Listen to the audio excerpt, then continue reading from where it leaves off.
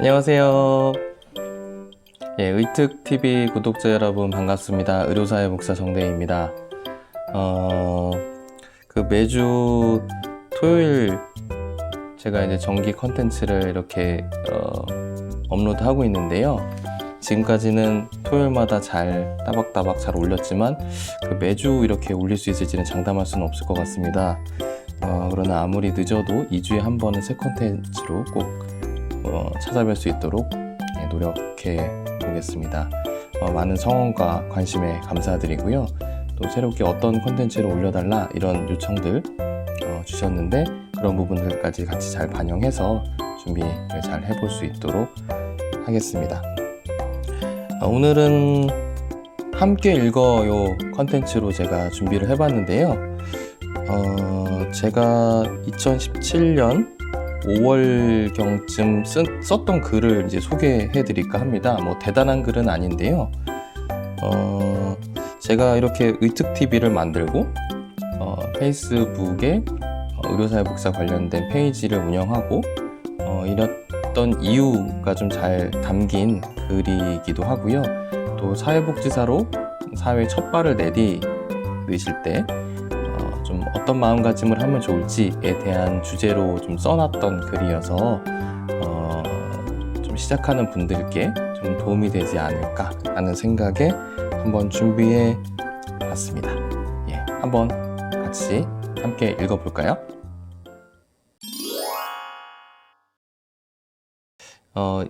이 글은 제가 졸업한 대학교 사회복지학과 재학생들이 과 소식지로 만드는 학내 소식지에 실린 글인데요. 동문 선배에게 후배들에게 하고 싶은 이야기, 전해주고 싶은 이야기를 좀 써달라고 해서 기고했던 글입니다. 제목부터 한번 같이 소개해드리고 제가 한번 읽어봐 드리도록 하겠습니다. 제목, 어디서부터 시작할까 고민하는 청춘에게. 사회복지 정책가를 꿈꾸었던 사회복지 임상가의 경험. 글쓴이 의료사회복지사 정대희. 저는 S병원에서 근무하는 의료사회복지사 정대희입니다. 요즘 청년들이 그렇듯 저도 지금의 일을 찾기까지 행정고시 준비, 대기업 취업 준비 등 수많은 시행착오를 겪었습니다.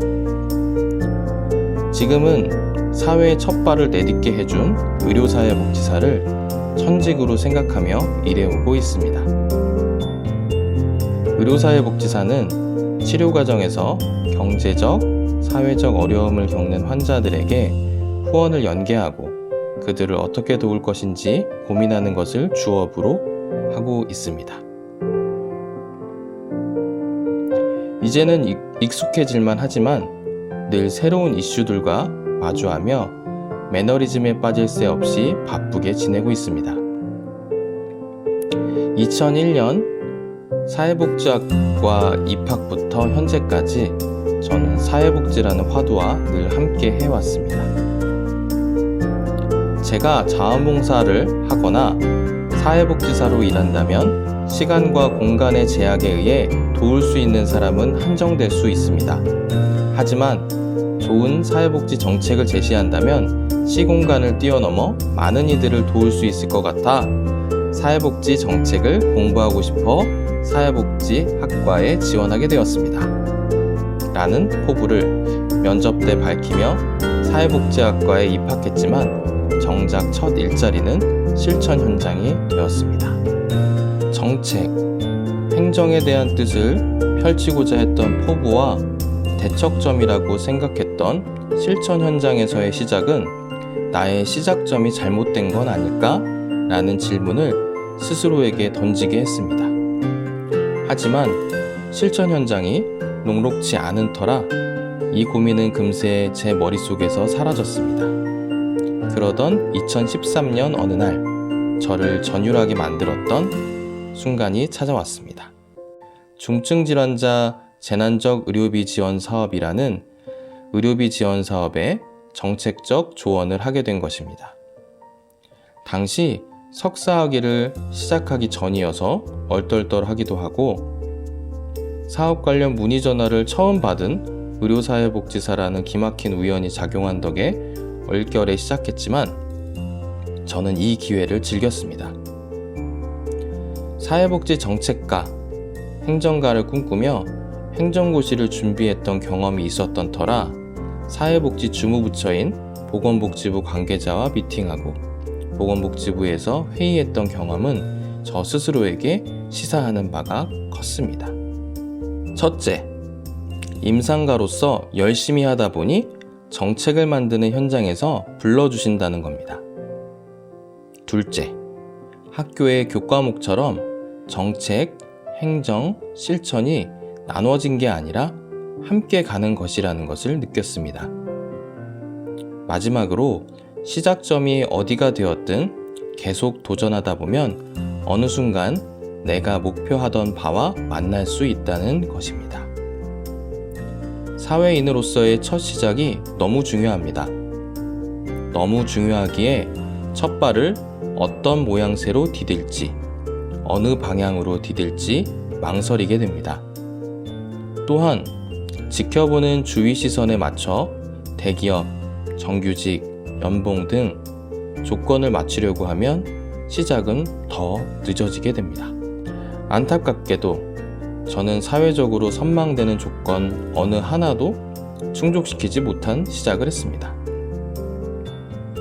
그리 오래 살지 않았고 직장 경험도 10여 년에 불과하지만 제 경험을 반추해 볼 때 첫 시작점이 우리의 생각보다 의미 또는 영향력이 크지 않을 수 있다고 생각합니다. 사회복지 안에서 이야기하자면 정책가가 될지 행정가가 될지 실천가가 될지 고민할 시간에 뭐라도 하나 시도해보는 게 좋다는 것입니다. 직장도 좋은 직장에 들어갈 수 있을 때까지 무작정 기회를 기다리기보다 작은 일이라도 시작하면 그 작은 일이 훗날 디딤돌이 될 수 있을 것 같습니다. 시작이 만족스럽지 않더라도 시작 이후 붙는 뒷심이 어느새 나를 내가 원하던 곳으로 데려다 줄지 모를 일입니다. 고민이 차지한 마음을 시도로 채워보세요. 저도 사회공헌 기획을 여러 번 시도하며 습작의 시간을 보내고 나서야 비로소 저의 아이디어를 인정받을 수 있는 수상 경험 등을 만날 수 있었습니다. 제가 그랬던 것처럼 사회복지를 전공으로 선택한 자로서 시작점을 어디로 잡을지 고민하는 후배님들이 있을 것 같아 저의 작은 경험을 적어보았습니다. 혼자 고민하고 시도하기 힘들면 먼저 그 길을 간 선배에게 손을 내밀어 보세요. 혹 의료사회복지사를 꿈꾸는 후배가 있다면 제게 손을 내밀어 주세요. 언제나 환영입니다. 제가 수렁에 빠져 지내다 선배님이 내밀어 주신 손을 잡고 사람 구실을 하게 된 대표 사례입니다. 의료사회복지사로 진로를 고민하는 후배님의 손은 제가 잡아드리겠습니다.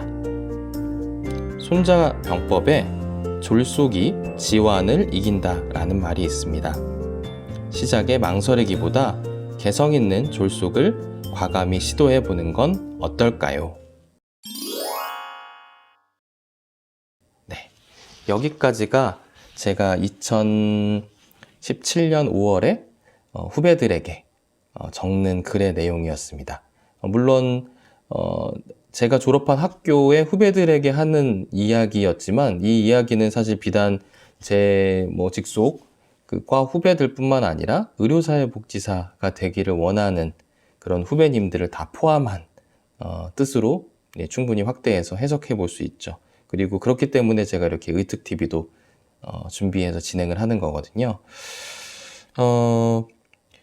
제가 의료사회복지사로 이렇게 자리를 잡기까지 좀 정말 많은 시행착오와 시간이 들었습니다.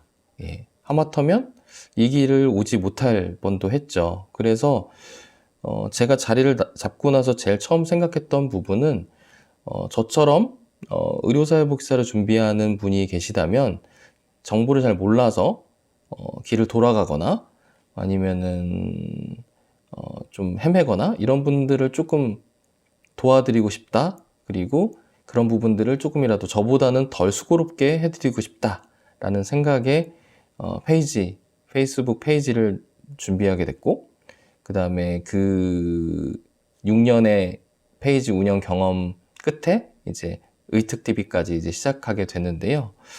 이런 마음에서 좀 시작하게 됐습니다. 뭐 혹자는 왜 이렇게 번거로운 일을 왜 사서 할까라고 궁금해 하실까봐 제가 이렇게 시작하게 된 동기도 말씀을 드리고, 의특TV가 지향하는 바가 어떤 점인지도 말씀드릴 수 있는 좋은 글이다라고 생각을 했습니다. 예. 그래서 뭐 댓글이나 뭐 페이스북 페이지를 통한 거든지 저희 유튜브 채널을 통한 거든지 댓글과 문의, 저는 얼마든지 환영하니까요. 마음 편하게 달아주시고요. 제가 뭐 다만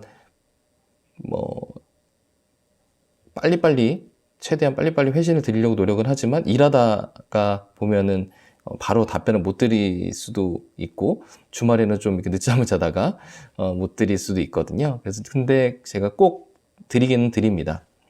그래서 근데 뭐 제가 혹시 답변이 없다 그러면은 혹시 에러가 나서 제대로 댓글이 등록이 안 됐거나, 가끔 댓글은 달려 있는데 제가 거기에다가 이제 댓글을 달려고 하면은 에러가 나서 잘 안 되는 경우들이 있더라고요. 그래서 너무 답변이 늦어진다 그러면 한 번 더 달아주시면은 제가 꼭 답변을 드리도록 하겠습니다.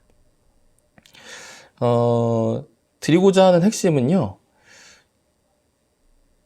저도 이제 나중에 또 다른 컨텐츠로 좀 더 설명을 드리겠지만, 의료사회복지사를 처음에 꿈꾸지는 않았습니다. 여러 가지 시도 끝에 제가 지금 천직이라고 느끼고 있는 의료사회복지사를 만나게 됐는데, 일단은 또 의료사회복지사를 꿈꾸시는 분이 너무 의료사회복지사 목표로 하다가 이거 아니면 안 된다라고 하다가 아예 어떤 사회적인 생활의 시작점을 못 찾는 분이 계실 수도 있거든요. 그래서 어느 하나를 고집하기보다는 뭔가를 하다 보면은, 시도를 하다 보면은 끝끝내 내가 원하던 바와 닿을 수 있는 부분들이 분명히 있을 겁니다.